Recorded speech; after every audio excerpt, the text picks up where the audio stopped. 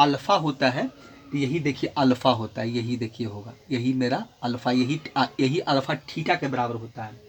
यही theta equal to, यही पर हम लोग थीटा इक्वल टू क्या निकालते हैं, वही देखिए थीटा इक्वल टू क्या होता है, जो थीटा इक्वल टू यही पाई माइनस अल्फ़ा होता है, यही निकालते हैं। देखिए यही वैल्यू निकलता है यहाँ पर, यहाँ से यहाँ तक। देखिए अगर इसका हम फिगर बनाए देखिए इस तरह से होगा आपका। देखिए फिगर, सॉरी यहाँ पर देखिए फिगर जब हम बनाएं तो यहाँ पर देखिए, यहाँ पर देखिए बनाते हैं तो ये फिगर जब होगा देखिए तो यही आपका क्या हो जाएगा, देखिए यही होता है आपका अल्फ़ा। देखिए यही हो जाएगा अल्फ़ा हो जाएगा। देखिए ये यही अल्फ़ा है, यही थीटा आपका जो है वही क्या है, पाई माइनस अल्फ़ा हो जाएगा। ठीक है, तो यही चीज़ देखिए हम यहाँ पर किए हैं। तो अब हमको लिखना है पोलर फॉर्म, तो पोलर फॉर्म लिख दीजिए। देखिए पोलर फॉर्म जो होगा, पोलर फॉर्म कितना हो जाएगा, तो ये हो जाएगा आर आपका कॉस थीटा हो जाएगा, तो ये कॉस थीटा अब प्लस आई हो जाएगा आपका साइन थीटा हो जाएगा। ठीक है, चलिए तो इसका वैल्यू क्या होगा, देखिए तो ये 1/√2 हो जाएगा आपका, ये कितना हो जाएगा 1/√2। और कॉस थीटा का वैल्यू कितना है, तो ये हो जाएगा कॉस आपका कितना है, देखिए पाई/3 पाई/4 है, तो ये हो जाएगा आपका 3 पाई/4। देखिए कितना हो जाएगा, ये हो जाएगा आपका 3 पाई/4, अब प्लस हो जाएगा आई साइन, यहाँ पर हो जाएगा 3 पाई/4। तो यही इसका आपका आंसर हो गया, यही हो गया इसका पोलर फॉर्म। क्या हो गया, 1/√2 हो गया। या आर का वैल्यू आपका है, देखिए आर का वैल्यू यही था 1/√2 कॉस 3 पाई/4 साइन 3 पाई/4, यही आपका पोलर फॉर्म में हो गया।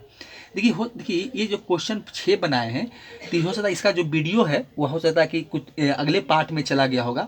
अगर इसका वीडियो मान लीजिए कि आपका 1 पार्ट है और 2 पार्ट है, तो जस्ट इसके बाद वाला पार्ट तो हो सकता है पार्ट 3 में इसका आंसर चला गया है। तो आप लोग काइंडली थोड़ा सा उसका आंसर जो है आप पार्ट 3 में देख लीजिएगा, क्योंकि वीडियो बना रहे थे तो टाइम थोड़ा सा ज़्यादा बढ़ गया, तो इसलिए वीडियो चेंज हो गया, तो इसलिए पार्ट 3 में चला गया होगा। और इसलिए काइंडली आप लोग रिक्वेस्ट है कि आप लोग वहाँ देखिएगा, क्योंकि इसमें मत सोचिएगा कि इसका आंसर अधूरा है, मतलब कि जो टीचर है सर हैं वो इसका पूरा आंसर नहीं बनाए। तो आप लोग काइंडली थोड़ा सा क्या कीजिएगा कि जस्ट इसके बाद वाला पार्ट में इसका आंसर आप देख लीजिएगा। ठीक है, चलिए तो ये क्वेश्चन आपका समाप्त हो गया, क्वेश्चन नंबर 6 था। ठीक है, तो इसके बाद जो हम लोग हैं, ठीक है, क्वेश्चन नंबर हम लोग यहाँ तक देखे हैं। एक क्वेश्चन देखिए और में भी बन सकता है, तो क्वेश्चन नंबर 7 देखते हैं, अगर बना ठीक है, नहीं तो अगले वीडियो में फिर से बताएंगे।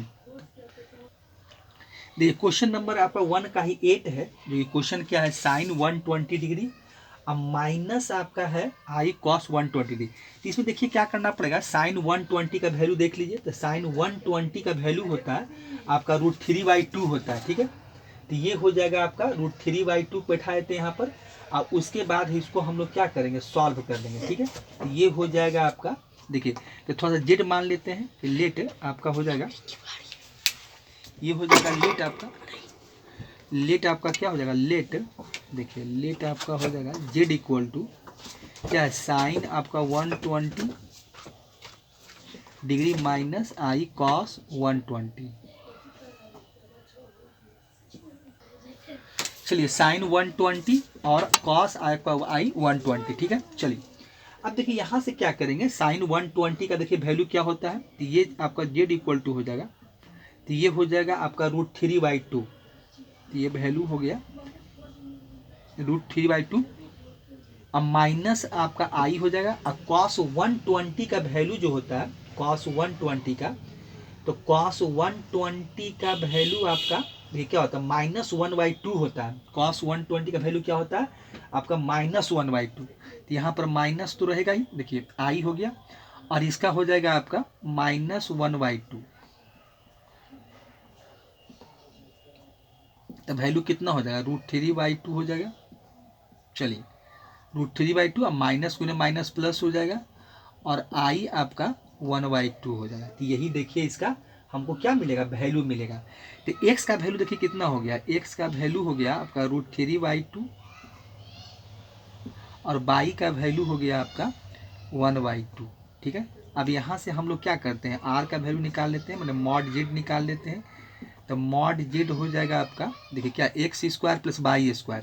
तो x² + y², तो x का वैल्यू कितना है √3/2, तो √3/2 का आपका स्क्वायर हो जाएगा, अब प्लस 1/2 का यहाँ से स्क्वायर हो जाएगा, ये हो जाएगा। चलिए तो यहाँ से मिलेगा कितना आपका, यहाँ से रूट अंडर हो जाएगा, रूट भी है स्क्वायर भी है, तो 3/4 हो जाएगा इसका स्क्वायर, अब प्लस 1/4 हो जाएगा। देखिए तो यहाँ से वैल्यू आपको मिलेगा,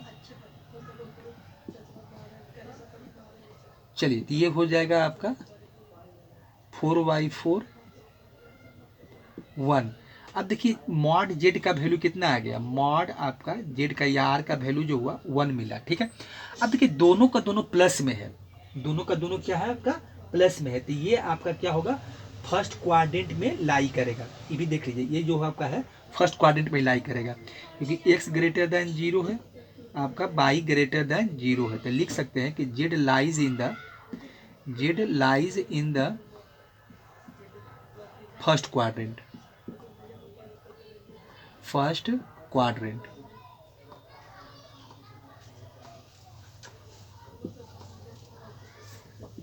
ठीक है, फर्स्ट क्वाड्रेंट हो गया।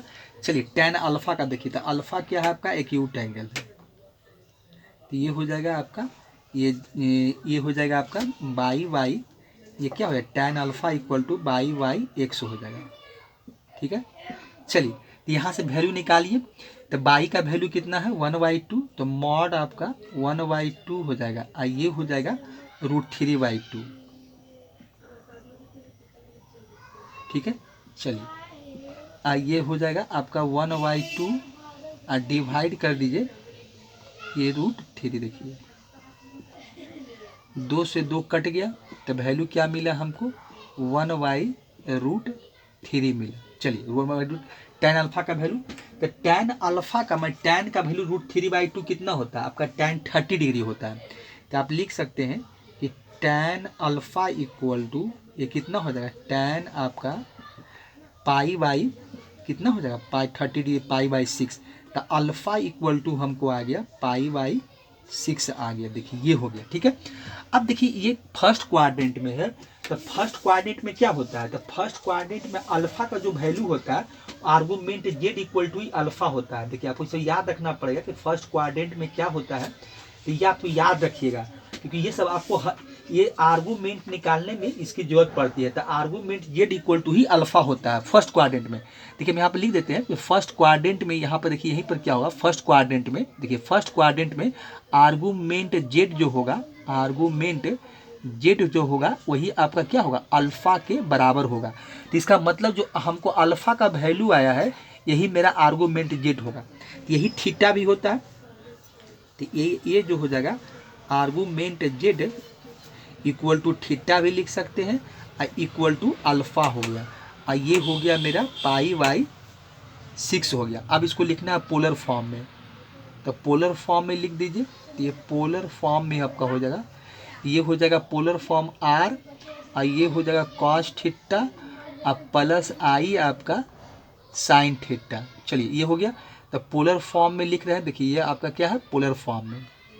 आर का वैल्यू कितना है, तो आर का वैल्यू देखिए 1 आया है, मेरा जेड वही मॉड जेड वही आर होता है, तो कॉस हो जाएगा आपका पाई/6 हो जाएगा, अब प्लस आई आपका साइन थीटा मतलब पाई/ ये भी आपका 6 हो जाएगा। तो यही देखिए इसका आंसर हो गया, ठीक है।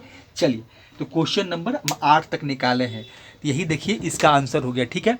अब देखिए इसके बाद जो हम लोग हैं, अब देखिए इसके बाद हम लोग क्या है, अब इसके बाद का जो क्वेश्चन है आपका, क्वेश्चन नंबर आपका देखिए 1 ही बना रहे थे अभी हम, तो 1 में अभी क्वेश्चन बचा हुआ, एक क्वेश्चन और बचा हुआ क्वेश्चन 8, तो ये हम लोग अब अगले वीडियो में कल जब बनाएंगे तो इसको हम बनाएंगे। अब क्वेश्चन नंबर 8 से ही शुरू करेंगे हम लोग, तो क्वेश्चन 8 से शुरू करेंगे, फिर आगे जितना जहाँ तक बन पाएगा हम बनाएंगे। तो यही देखिए इसी प्रकार से मॉडुलस आर्गूमेंट हम लोग निकालते हैं और पोलर फॉर्म निकालते हैं।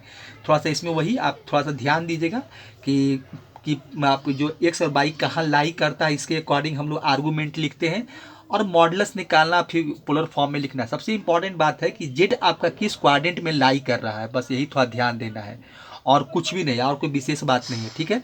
चलिए तो इसके आप लोग वीडियो को देखिए और चैनल को सब्सक्राइब कीजिए और शेयर कीजिए, लाइक कीजिए, और कुछ कमेंट हो तो कमेंट भी कीजिए, ठीक है। चलिए तो अगले वीडियो में फिर से मिलते हैं, थैंक्स बच्चे।